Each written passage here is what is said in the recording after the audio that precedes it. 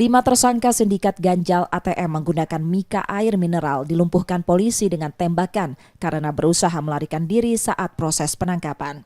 Tersangka masing-masing Andika Juli Saputra, Rio Sagito, M. Yuda Afriansa, Wahyu Hidayat, dan M. Robi Tanarah, semuanya warga Ogan Kombring Ulu Selatan.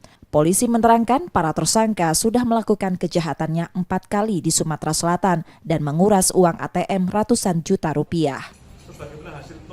Ketika terjadi pengurasan uang atau pengambilan uang, seketika uang tersebut tidak dilakukan pengambilan secara tunai, namun hasil kejahatannya ditransfer pada satu rekening penampungan milik tersangka yang sedang kita lakukan pengejaran, dan terjadi perjanjian antara pemilik rekening penampung dengan pelaku ini, adanya pembagian hasil kejahatan yang notabene setiap per 10 juta dipotong 4 juta untuk pemilik rekening penampungan. Para tersangka kini ditahan di Polrestabes Palembang untuk proses hukumnya. Yudi Kiswanto, Kompas TV, Palembang, Sumatera Selatan.